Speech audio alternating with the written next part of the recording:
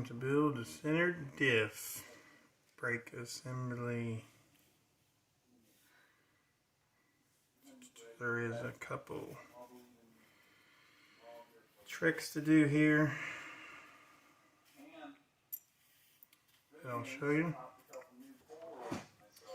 One thing I like to do is glue the pads to these calipers.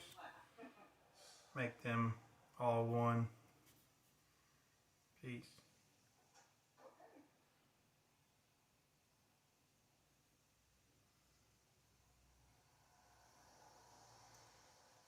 I honestly don't know if it's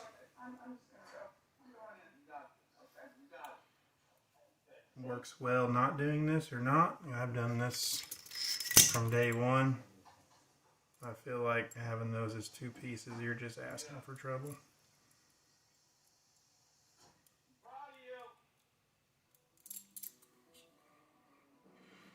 I'll do that on all four of these.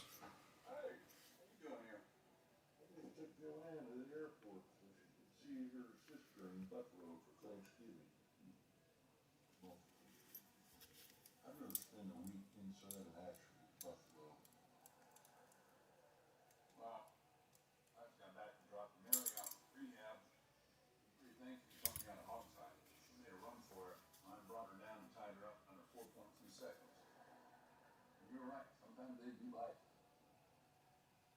It's good Mary's getting her life back on track.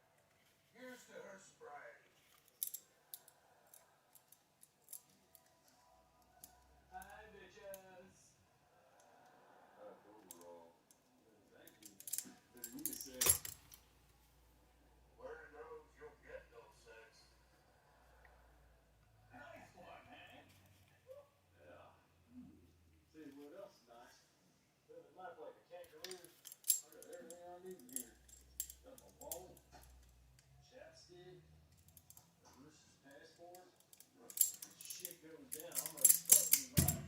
There we go. Brakes are all one piece. Next step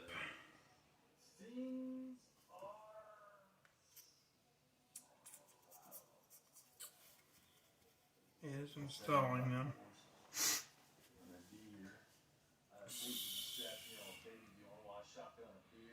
So there is a modification that needs to be made, and that is wallering these holes out. You want them rotors, these pads to be super free on these screws, and them screw holes are super tight. So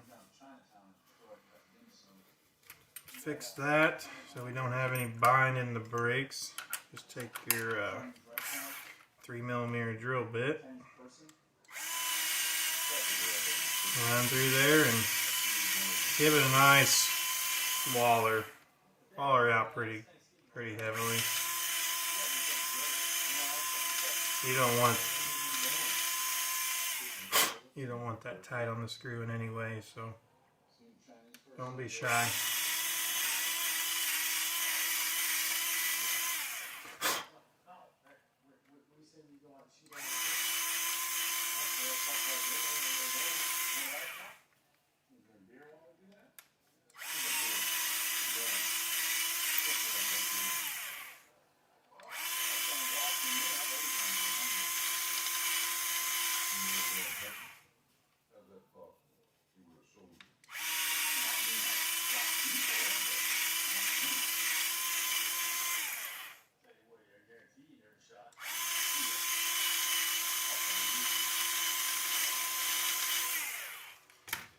So now that all them holes are wallered out, we can build these. Just put them on there, down there.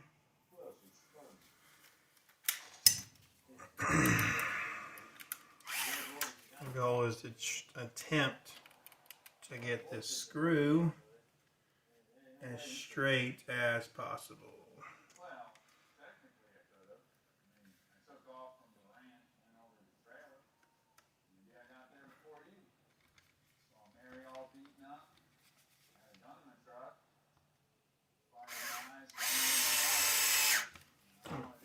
pretty straight.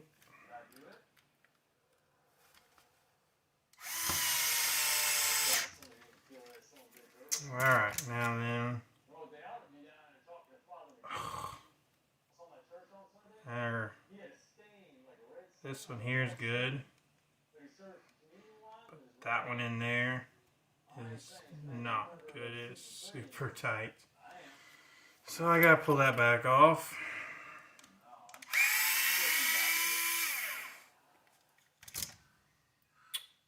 Ream this hole out some more.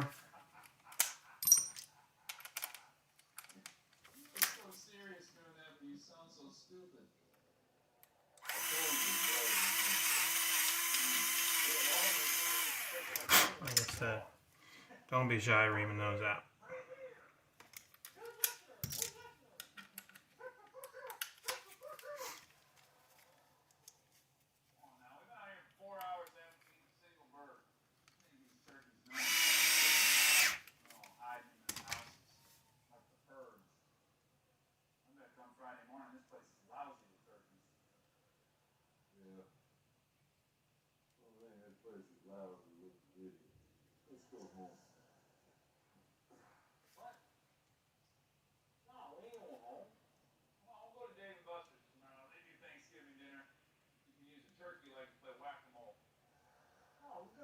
Still tight on that side.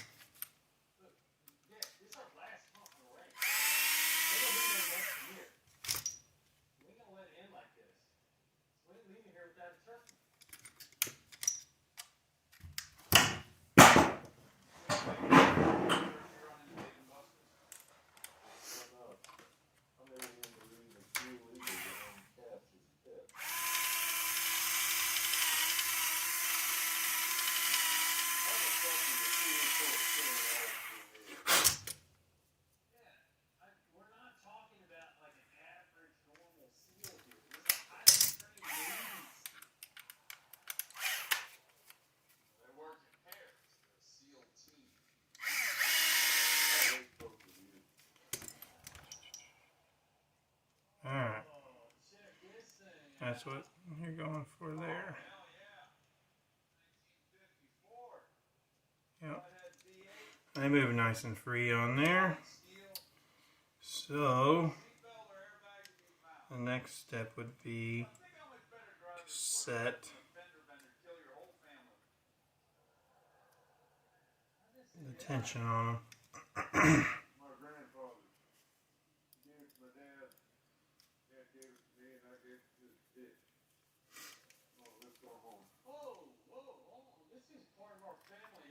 There it is. Now then, I'll put it on the actual diff so that I know that this is held in the right spot, and then I'll hold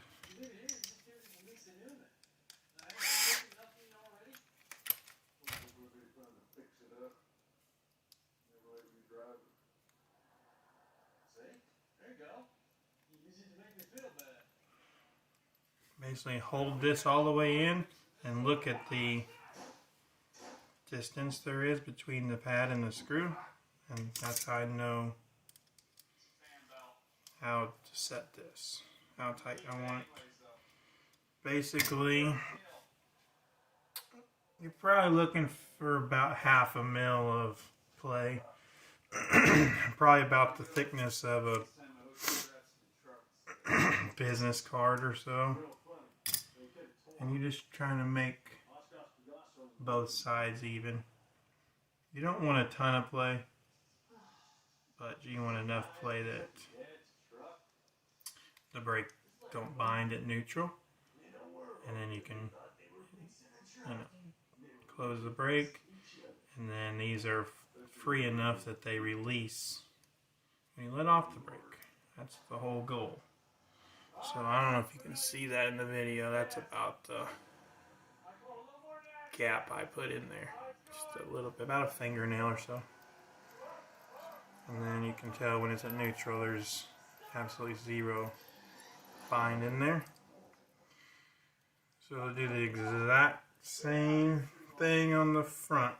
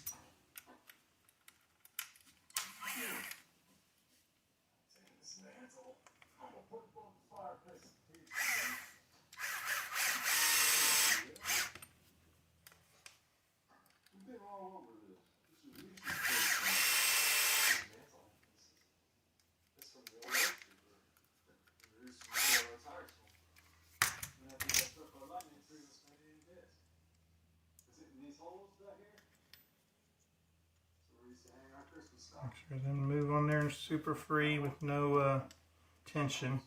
You shouldn't have to, you don't want them where you have to force them move around with your finger. There should be like zero tension on those.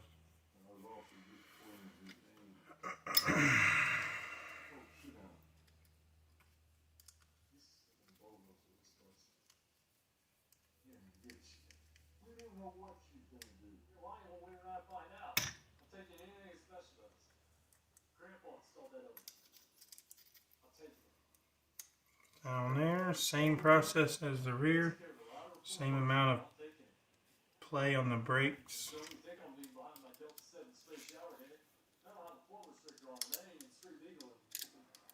And this is something you have to check often with your maintenance, is constantly check, because then brake pads will wear, and as they wear you got to keep resetting this.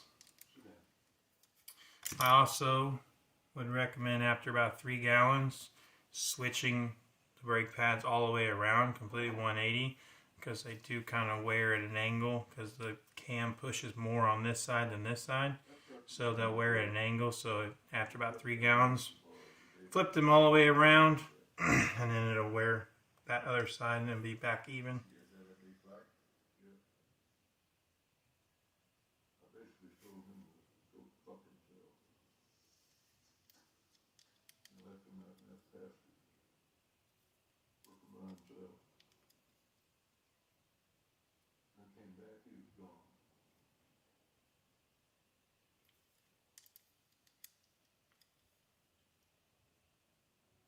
Looks pretty good.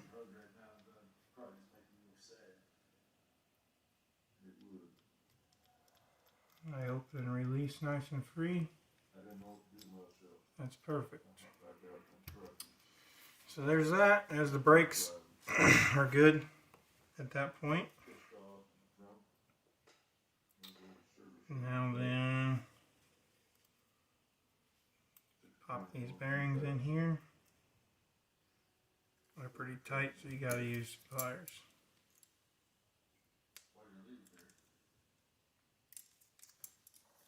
Every time I went back for it, reminded me of the day when my dad died out in the field while I was off drinking.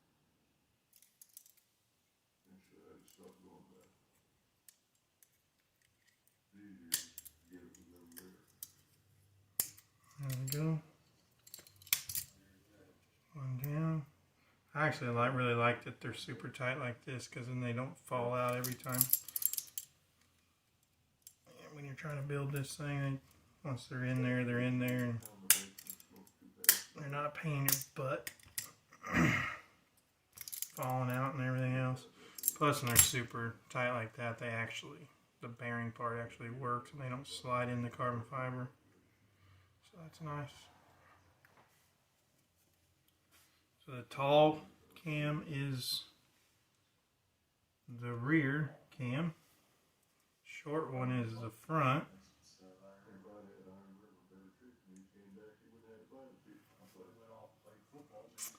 Something I do in my car is I like to bend, instead of this being 100% straight, I just bend it up just a little bit.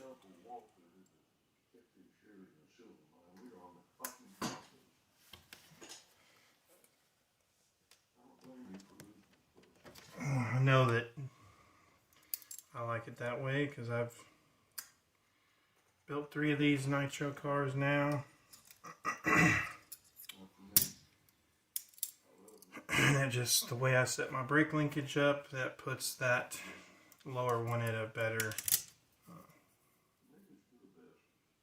the linkage that goes through there is more in the middle and not off any.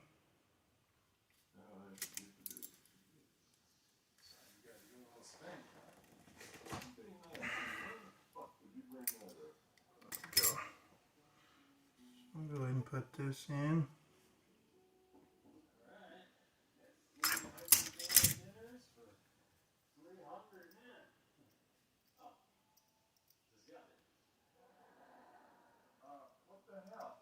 You don't have to Loctite these set screws or anything. I've never had these back off. Sure, it wouldn't hurt anything to Loctite them, but I've never had one come loose, so I don't worry about it. So I set that till it's pretty much in the middle of the diff case is about where I normally run it, but this is obviously adjustable, so when you're doing your brake linkage, you can move that in and out where it needs to be.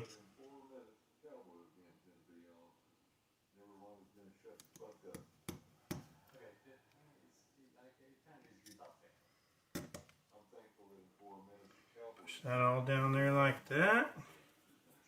This little bit goes to the front. That's for an air filter mount.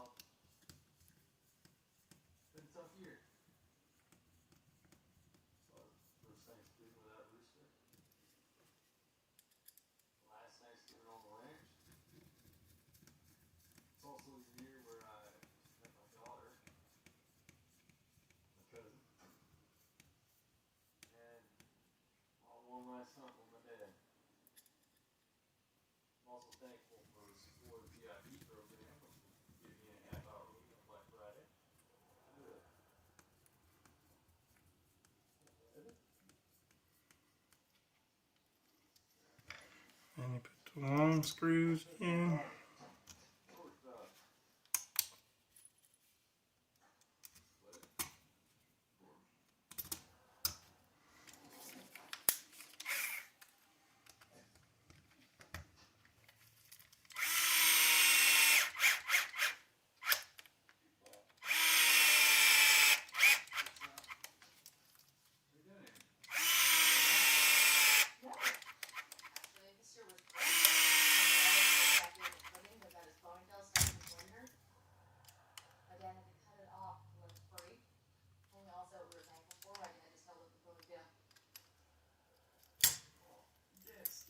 Super free. Nice center diff assembly. Put the rear brake cam in there.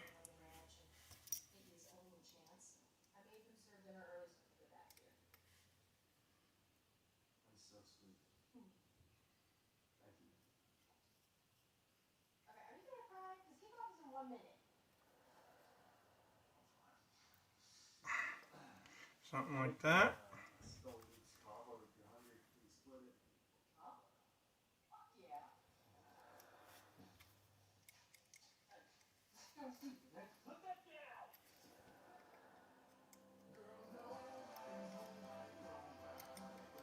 And those actually feel a little tight, making me think this top plate is a little over tightened. Yes, it was. So pay attention to that. When you tighten this top plate, it can bind that cam up, and you don't want that bound up. You want that free. So be sure to check those when you tighten that down.